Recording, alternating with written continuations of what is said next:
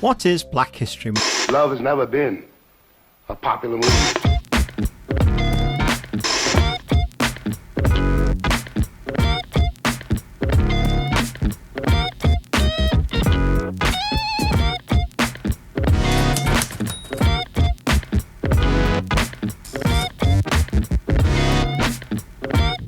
Just a big target sign of like, hey, bullies. In the campus theater. When I was a child, I would have had to sit in the balcony. And since I am a very niche individual. Instead of going to Fry Street for the 75th time, let me go see what these people are doing. Of these kind of horrific episodes of our history, because it's also part of who we are.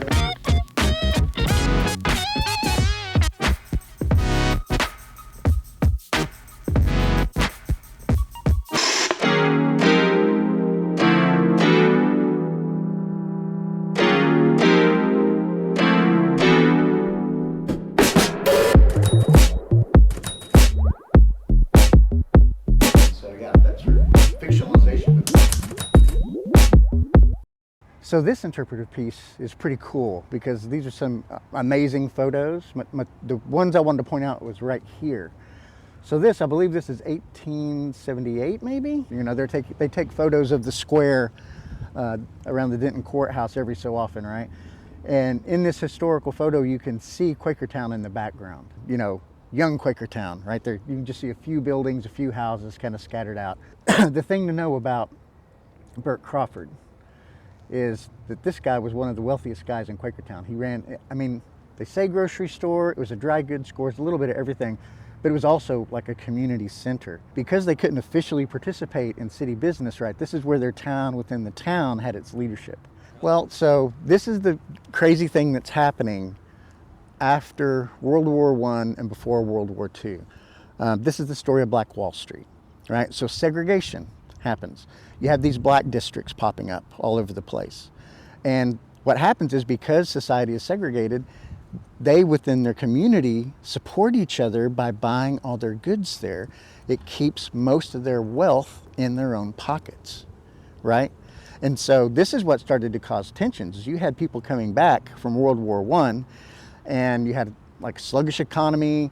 And one of the things that was creating jealousy is to see these black men in automobiles and nice suits and lived in houses that were nicer than your trailer park.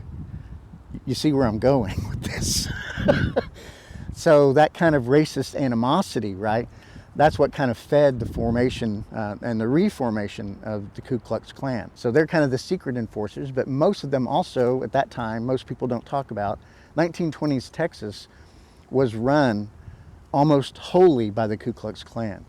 Not the Republican Party, not the Democrats, it was the Klan. It was Klan members. They had positions in police forces, still do, there's still a huge problem with that, right? Where this street comes in down here, that was commercial, and it went up through the library. It actually connected to Oakland. Oakland Street ran straight there. And then you had two other streets up here in the Quaker, and then you had Holt ran east-west. So this is from one of the oral histories, right, that was collected. It was an interview with researcher Letitia DeBurgos, I believe is her name. But she wrote that, quote, most of the residents owned their own homes. Everyone had a vegetable garden. Chicken, cows, goats, and pigs lived there too. Hunger was not known. Water came from wells, and plumbing was an outhouse and a number 2 wash tub, while light was furnished by a kerosene lamp. The streets were dirt and a playground for the children. The churches were a very strong influence on the citizens, and there was very little crime. And so Burt Crawford's store is pretty close to where we're standing now. And just right around it, just to give you an idea, there was Crawford's grocery store, Smith Cafe.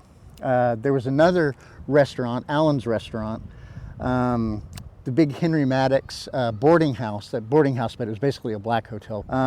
The Frederick Douglass School was right over here. So Tales of Resistance. So Will Hill sues the city.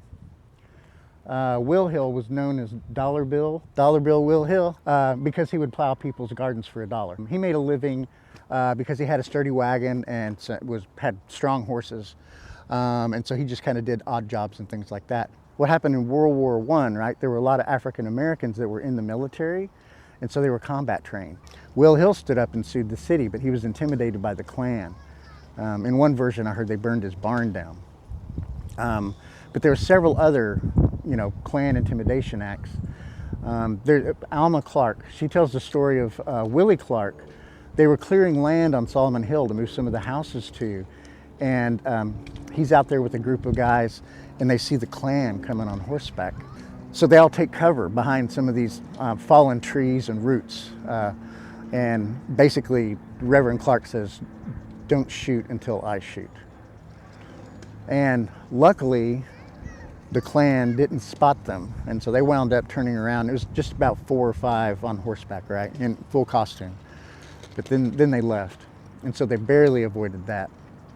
But living in that kind of terror at that time with 0 consequences and, de facto, people were taken from the jail and mysteriously a guarded, locked jail, right? The mayor was most certainly Klan. When the Klan had a rally here in Denton in 1921, what they did was they rolled through the square. They rolled through what was at that time the College of Industrial Arts for Women, and then they rolled through Quakertown. And where they then landed was at the Robert E. Lee High School, and they made a kind of symbolic $50 donation for the city beautification attempt. And they also left a threatening note with the editor of the Denton Record Chronicle. The editor of the Denton Record Chronicle at that time, actually a little later after he bought the Denton Record and Chronicle, ran but lost an election under the Klan party. Why is it important to tell these histories? Well, I've long thought, and I had a mentor that once told me, that an ignorance of our past is not a justification for our debts that we still owe. So it's important to understand that the past is what made the present, and it's also what's going to influence the future. So better to try to tell it square and tell it true and really come to an accounting of these kind of horrific episodes of our history, because it's also part of who we are, and it can happen again. Is Solicitor General Thurgood Marshall.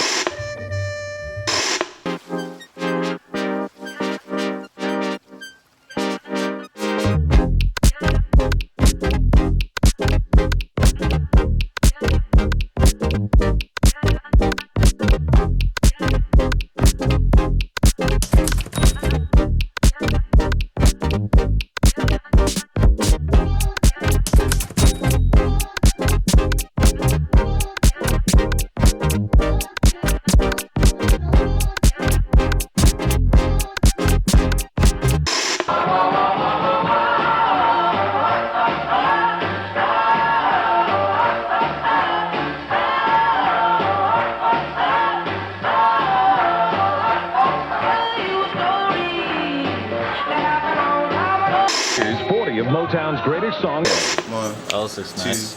That's where I want to be.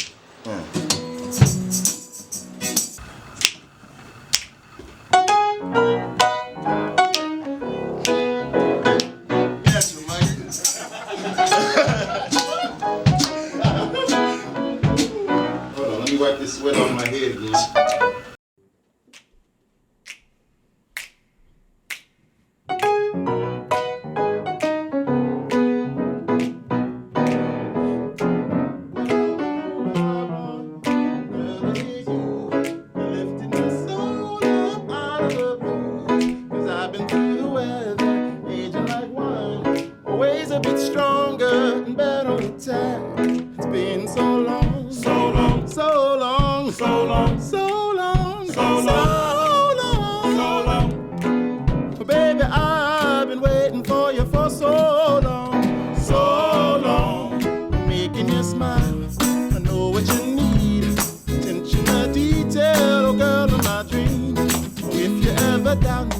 Lost in your head, I promise to love your downstairs, baby. It's been so long, so long, so long, so long, so long, so long, so long, so long.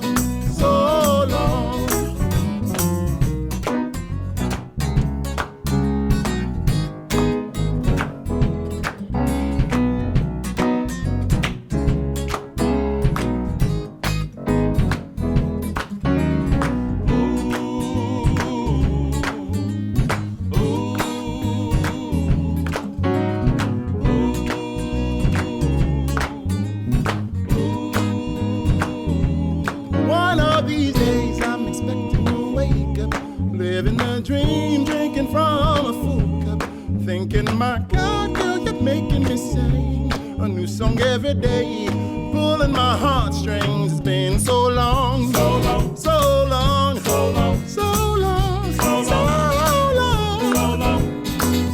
Baby, I've been waiting for you for so long, so long. Been so long, so long, so long, so long, so long, so long, so long. Baby, I've been waiting for you. So baby, I've been waiting for you. Baby, I've been waiting for you for so long. So long.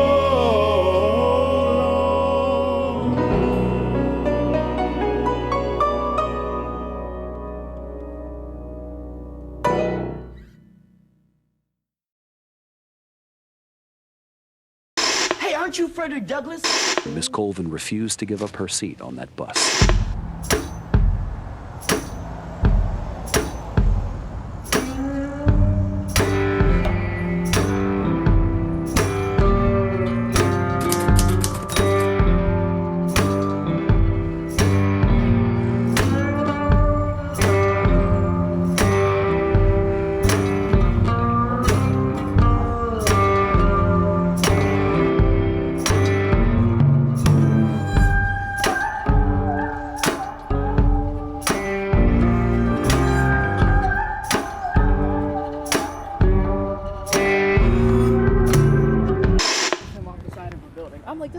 children's film.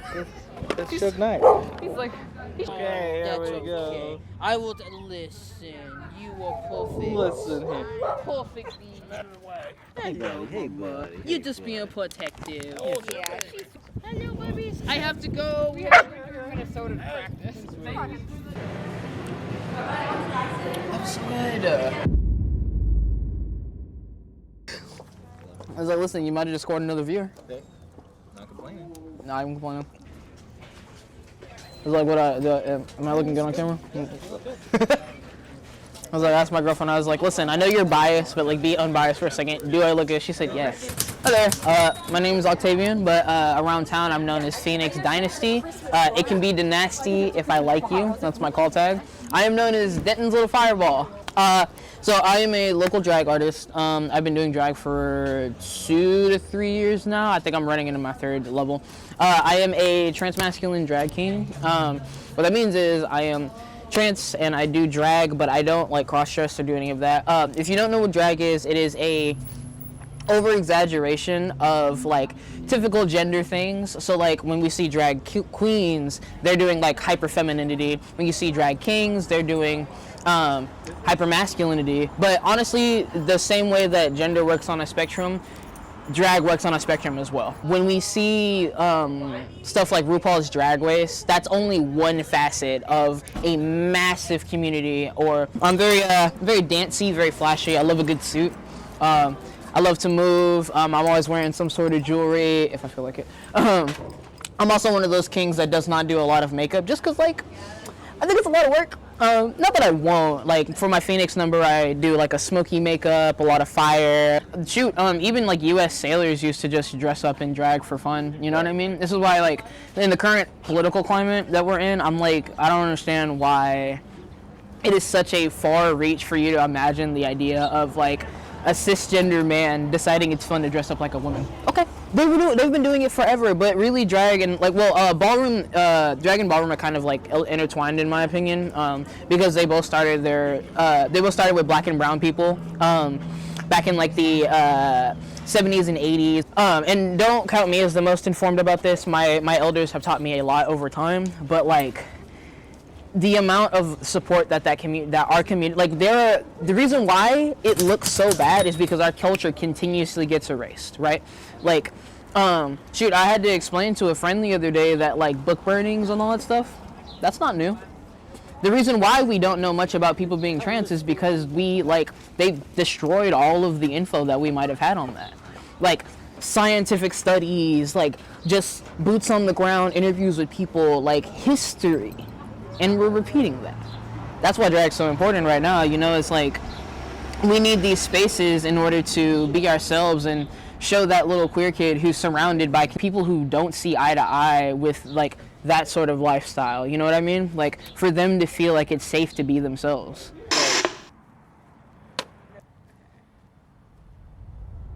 Alright, last shot, then we're going inside. Nope. Fingers down my spine. Girl, you look mighty fine. Won't you rub your fingers down my spine? Girl, you look mighty fine. Won't you rub your fingers down my spine? Girl, you look mighty fine. Won't you rub your... The synopsis. I'm Sodi Moore. I am a neo-burlesque performer, but neo is more of a subversion. I like to be more spooky, ooky, macabre. Sometimes I do some cosplay numbers, so yeah. So my undergrad is in dance. I went to Texas Women's University for that.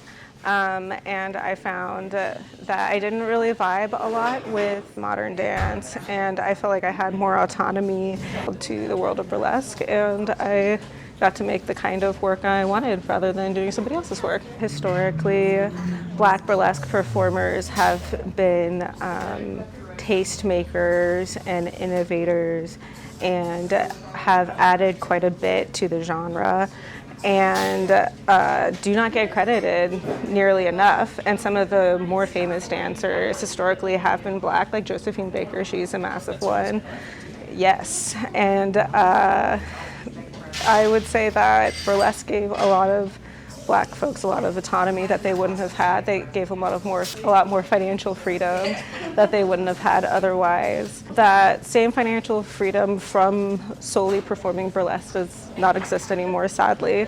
But it has paved the way for strip clubs to stripping. Continues that legacy of having more financial freedom. I would say burlesque is more focused on characters, like playing with those characters and making more of a political statement. I would say that for my contribution to burlesque, it is more so to give representation and to change people's minds about different things. Like, for example, I choose to keep my body hair and I choose to cut my hair short, and that is something that is beautiful. And there's no one way to be non-binary. And I feel that burlesque shows do a lot for audience members and helps people realize things about themselves and helps people see different things about themselves. And since I am a very niche individual, I feel like that's my contribution. Just in like a little room.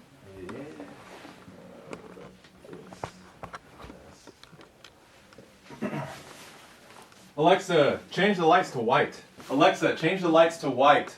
Alexa, change the lights to white. I go by Lil Durt. I've been living in Denton. I want to say this is like my 9th or 10th year living in Denton. Graduated Ryan 2013. I didn't start at Ryan until I was a junior. So I moved here when I was a junior in high school. It was like a big culture shock. I moved from New York. I had never had a chance to live with my dad up until that point. And it was kind of like a, hey, you know, do you want some of your father's guidance? And I was like, oh yeah, I'll go live with dad. So he was living here. I'm actually related through marriage to Frenchie Rialt. So if you ever see like those orange Frenchie trucks around town, that's my great uncle Frenchie. After high school, I started taking music a little bit more seriously and then started getting into like the local stuff. I got a crazy influential person right here too. This nigga, okay, listen, so catchy. Which is crazy though. I started out not making rap at all. Started out in a punk band with my friends because those were the first shows I went to. I saw people like New Science Projects, Fish Narc, Two Nights. Like, to me, these are like Denton legends. Like, stuff like that kind of like got me into the atmosphere, because this town is really, really awesome when it comes to supporting local stuff. And then I started trying to do that a little bit more seriously. So I started focusing a little bit more on making beats, trying to take it more seriously, and then try to kind of do it in my own direction. Started out and it wasn't that great. But I wanted to make sure that everything that I did felt authentic to myself. So I wanted to focus on using influences that felt like real to me. Like, I'm a big geek, huge nerd. So I wanted to make sure that like that was like present in my music, because even if that wasn't my subject matter of what I was going to talk about, I wanted that to still kind of like cut through. So I used to sample like, you know, like Mario and all that stuff. And then this is back in the days before, like nowadays I'll listen to music and I'll hear those samples. I'm like, yeah, it's super nerdy. I'm like, wow, like how did we get here? But no, and then through Andy's, man, I really got to give it all, like a lot of credit to them. They used to let us do shows there. Mulberry Mansion and the White House, House of God. There's all these like famous Denton venues that we used to just throw these shows every single weekend. That environment allowed us to kind of create a lane for like the kind of rap music that we were making. Those guys like Richie and Pudge and stuff, they make, you know, they make more like boom bap rap. Bitch. Hey. All these lames talking on my name, swear I just ignore it. My shit, dog, you know I crushed that immediately. I had to hear 5 seconds of it. What the fuck? Yeah. Dog, yes, please. He exploded. Yes, bro. Into little balls, and I collected. Nowadays, just like the scene in general. So the scene nowadays is. It's a lot. From your perspective. From my perspective, the scene nowadays is kind of fragmented. Most of the people that were heavily involved and kind of like created opportunities for people, they're not around or in the same positions that they were anymore. A lot of the venues that we used to use don't exist anymore. And then a lot of us have gotten older, so like the prospect of like a house show doesn't hit the same when you're almost 30, you know. The overall creativity vibe and the melting pot that used to exist, like kind of everyone keeps to themselves now. Okay. Well, I am Linda Eaddy, and I'm the Director of Film Programming for the Denton Black Film Festival. And I always put etc. on there because I do a little bit more than film. We completed our 11th year this January, so we're starting our 12th year in 2026. My husband and I, we were at another film festival, and he was president of and he still is, of the Denton African American Scholarship Foundation that gives scholarships to students. And after we left a screening, he said, you know, there's not enough black cinema. This is 2014. You know, that Oscar So White, all of those things were going on. He said, you know, we ought to do a film festival. It was successful. We had about 800 attendees that year, and that was really good. So that started us off, and then after that, it's just been uphill, you know. Well, because we are part of the community. I mean, the thing is, we're here. And I think part of the problem in our country is because we don't know each other's, well, a lot of people don't know our history. It's been hidden, and people are trying to hide it again, but it's there, it's still real, things happened. So, you know, it's just really important to have a space where people can come and we can listen to stories, listen to maybe what might be different points of view, but many times you find similarities between people and the things that we want, what we want in life. The thing is, why should we run off from a place that was ours? You know, too. We had the Quakertown was here, and it was a thriving community. It was kind of a city within a city in a sense. And so this is our place too. I mean, we live here too. It's just, you know, it's interesting, like being in the campus theater. When I was a child, I would not have been able to, I would have had to sit in the balcony if I was able to go to the theater. But now, you know, we take over the theater for a few days to have our festival. So it just shows you, you know, how things have changed, you know. Yeah, so we have like a turnout schedule for all of our animals, so everybody gets to go out during the day. Typically, they had to stay in today, but typically everyone goes out during the day and then they come up at night, and so they all get some love and affection. This is Kahlua. She was one of our rescues. Well, yeah, 9 Spur Ranch, and essentially what we do, I actually am originally from Alaska, and I moved down here as a, doing like equine reproduction and that sort of stuff, and I did that for several years, and then I found that I absolutely love rehabbing and rehoming animals. So that is Hey Hey. So this handsome fella right here is my Hanky. Hi, Hanksters. Yeah. So this is pretty much the face of Nine Spur Ranch right here. He actually has a coloring book coming out. Water buffalo are actually not considered exotic in the United States anymore.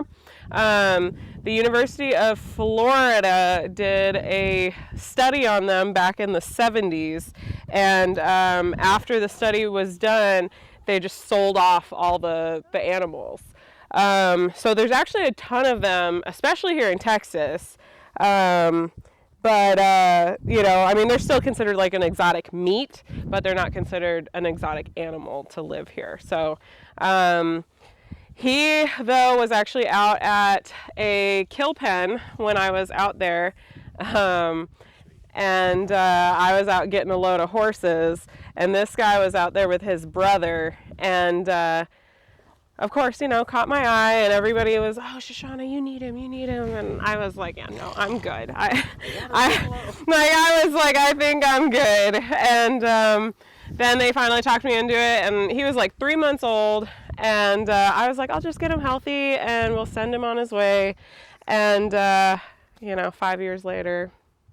And people also don't really understand, I am very strict about like what I bring in here, just because it is open to the public, and you know, I have kids, I can't afford to get hurt. If I get hurt, that means the horses aren't going to get taken care of, you know, so I am extremely strict about what comes in here, and I have certain rules that we follow as to, like, you know, no stallions, first sign of aggression, like, I just can't have it. You're a mess, buddy. His eyes are closed, he's falling asleep.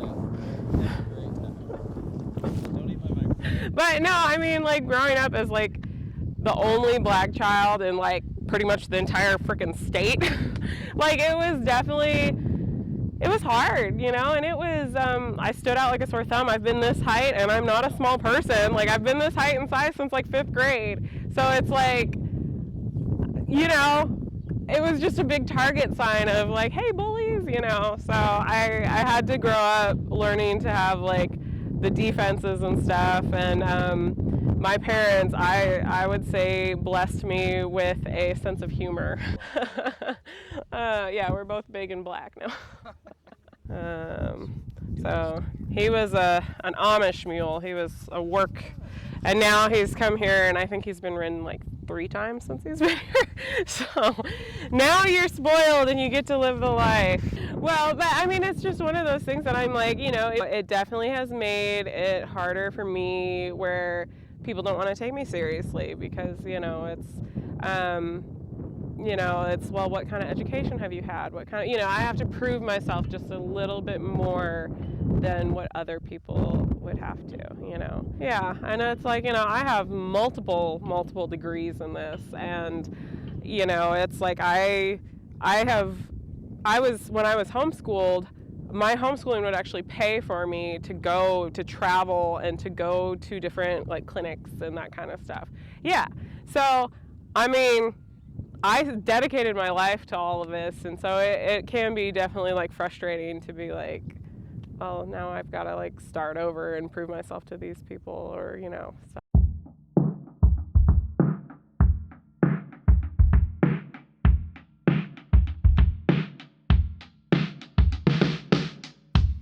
This is very timely. Josephine Baker was also a spy for Allies and actively took down different members of the Nazi Party through seduction and also information exchange. It definitely does, like, the existential dread does seep in quite a bit, just because, I mean, it's something that is very likely repeating itself, and history is terrifying. With that, with somebody like me, I'm definitely on the list of people to be marginalized, but personally, in my personal life, have survived quite a bit, and that I have the mental tools to endure whatever horrors are going to persist. things will get worse. I've already started to see it, you know what I mean? But it's our job to continue trying and just live. Find joy in the little moments. I'll be a little personal here. So like back when I was a little bit smaller, still figuring out myself, I did not want to be alive. You know what I mean? I did not see hope in the next day. What kept me here was the idea that like there is joy farther beyond anything that I can see with my mortal brain, waiting for me on the other side. And I can safely say that I'm there right now. I'm in the best relationship of my life. I'm going to propose to my girlfriend soon. Like, we're gonna get married. There is happiness and joy in this world in the darkest of places. And the sun still turns, you know what I mean? Shit, when we were walking up to go get some goddamn ice cream, 2 dogs ran up to us. That was grand. It was joyous times, you know what I mean? So, the future is in my opinion, us continuing to persevere and survive and be there for each other. Personally, I'm just doing my thing because I take influence from a lot of things that aren't like, this is what I'll say. I do think about it, but I think about it from the perspective of I'm representing for people that look like me that are into alternative things. You know, like, who's to say that a black dude, huge, beefy guy with tattoos can't love Yu-Gi-Oh! And you know, have Pokemon card collection that's super impressive. Those are the people that I'm kind of speaking for. People who are typecast into like a, you know, certain box just because they want to identify as something that represents where they came from, but their interests go outside of that box.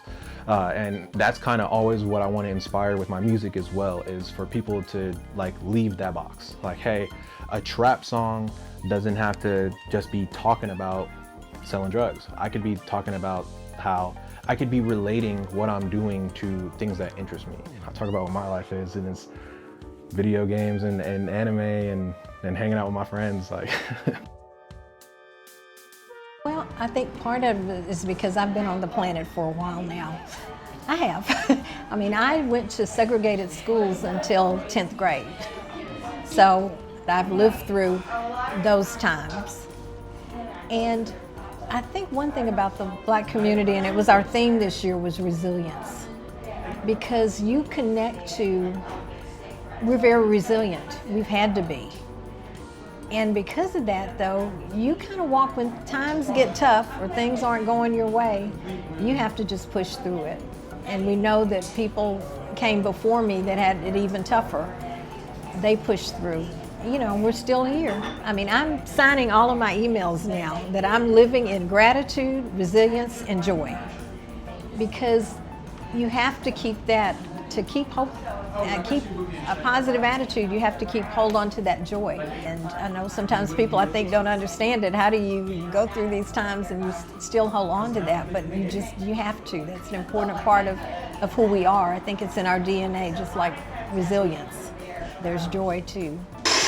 Robinson gets the first hit off Ford.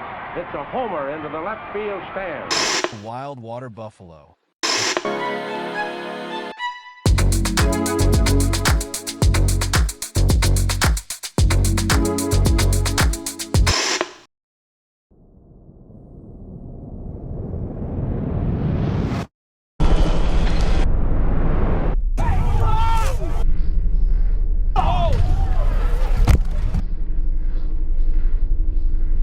I understand rage. The buzzing hive generates heat. It's called shivering thermogenesis. Soldiers radiate off each other to keep the colony alive. Hear it for the Proud Boys!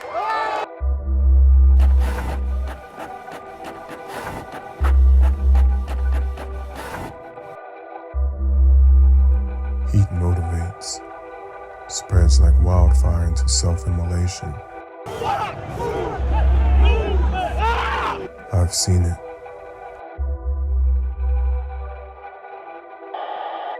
Okay, I got a residential structure fire.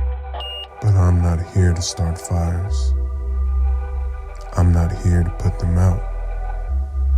I point at the light and the dark and let them know if something is coming. After that, it's up to the hive.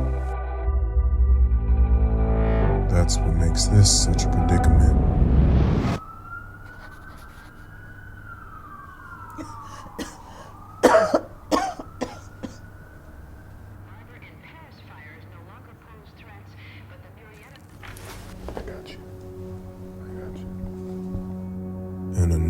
gives the fearful faith.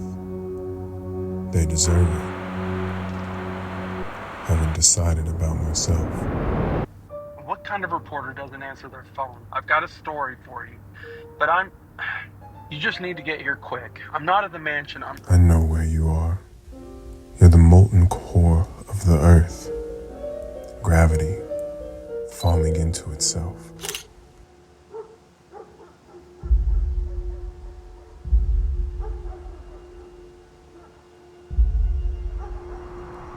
Is there a name for someone that's both a knight in shining armor and an executioner?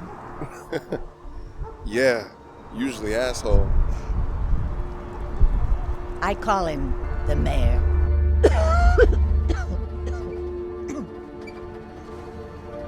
I'm used to being shit on by the world. In my neighborhood, we're at best forgotten, and at worst, blamed for everything. I'm used to it. But now, there's people like shit. I don't even know where they come from. These corporations. They're killing us for $1. People like you, Zips. You give us the fuel to fight. I don't know if my fans are more jaded and cynical, or apathetic and mobilized. Do I look like one of your soldiers? Zips, let's get a drink. Georgia is right. I melted the sand of time into a mirror that reflected what they wanted to see. Madness.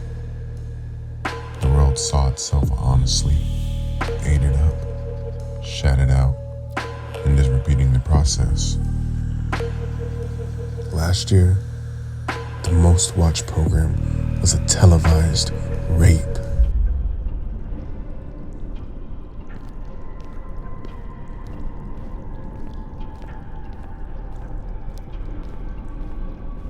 When does trauma turn into disillusion? When does illusion turn into mass apathy?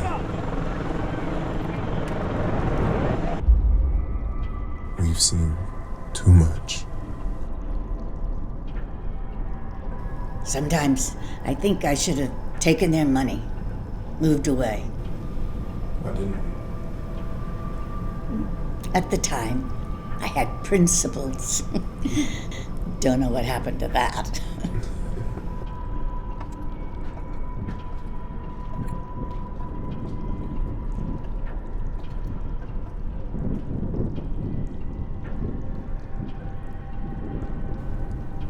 This world is over. I do what I can, but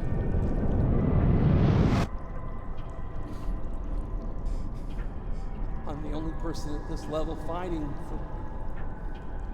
I mean, you may not think I did everything right, but if they come after me, it's only gonna get worse. Tell your readers, I am not their enemy. The system is their enemy.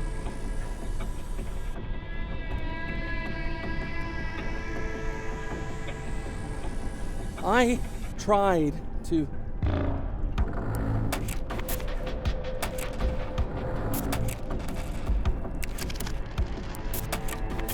Do you feel better?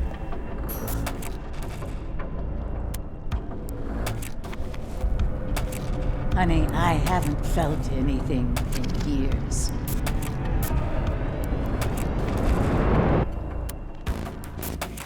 Born in 1973, Mayor Brooks lay in a pool of his own blood, killed by shivering rage, blinded by heat. He leaves behind a wife and a city of soldiers, doled by a culture of trauma, starving for a feeling. In this case, a sense of justice. A hive survives on instinct, but instinct isn't the same as justice, no matter how vindicating. The hive will raise its temperature to burn away a parasite. Am I fuel? I'm just an asshole. Down Farmer Chemical has decided to reignite the incinerator. And if you're reading this, that means I'm a parasite. Or so you've decided. On to the next one.